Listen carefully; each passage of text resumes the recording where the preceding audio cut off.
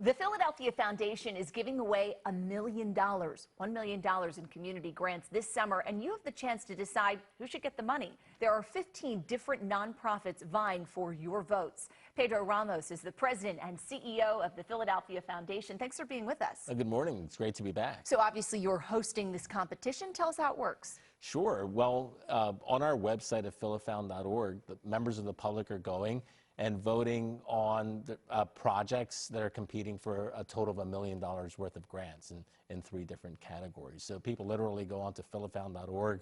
They get a description of the organizations and projects that are vying for $1 million worth of grants. And once a day through the July 26th, the public can just vote for their favorite. And it's even okay if on the second day you have a different favorite than on your first day. There you go. But it's been the outpouring has been terrific. In the first 7 or 8 days, we had over 70,000 votes. Wow. And we still have about 9 or 10 days to go. Yeah, so and this is certainly an opportunity for the community to engage with these nonprofits. Maybe they didn't know about some of them. Maybe they are familiar with some, and they want to make sure that they continue to do good work in the community. We want to talk about those 3 different categories. So let's start with the economic prosperity choices. Tell us about that. So economic prosperity is about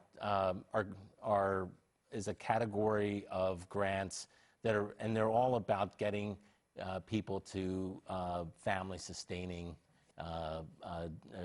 jobs and employment. So a lot of the proposals are about training, job retraining, really creative ideas. Get people into the workforce and help them sustain careers in the workforce. That's right. All right, and then our second one, the opportunity divide. So opportunity divide has sort of a digital divide type of theme. It's really about the use of access to technology and also the use of technology by organizations to really make a greater impact in the work that they're doing in the community. And as you can see on your screen, these are some of the organizations. These are the organizations that are up for these grants. You can learn more about them, of course, online. The final category is community and civic engagement.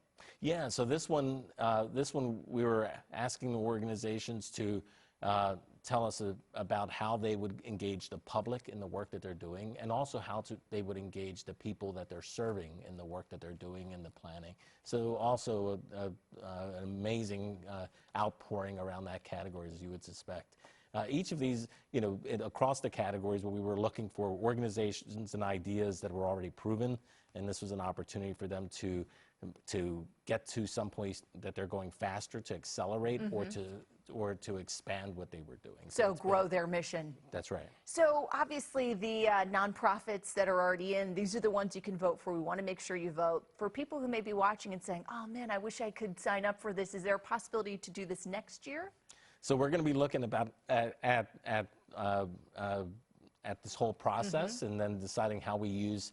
I think there are a lot of lessons from this, including the participatory part that we'd like to figure out how to work in to future years. This is a year where we start our 2nd century of service to Greater Philadelphia. So it was a year where we could put some funds aside to do something really really different. So we're looking to see how it benefits the nonprofits, how it engages the community, because ultimately what we're trying to do is to bring together people doing this amazing work. I mean, these nonprofits really do the work that our quality of life depends on, and the general public. A lot of this sort of seems to be mystifying. Sometimes it seems, but it really isn't. When you go on, you really see that they're amazing organizations doing amazing work, and we're trying to, and they need all kinds of support. They need general support, they need financial support, they need volunteers. So it's a great way of just increasing the connectivity of the organizations doing great work. That's where you come in. Well, Pedro Ramos, really appreciate you coming in to tell us more about the competition. You can cast your vote through July 26th by selecting one nonprofit in each category. You can vote once per day. You need to be over the age of 18. The results will appear after the ballot is processed. You can find out more on the free NBC 10 app. Just look for Find It on 10. Bye. All right, Rosemary, Pedro, thank you.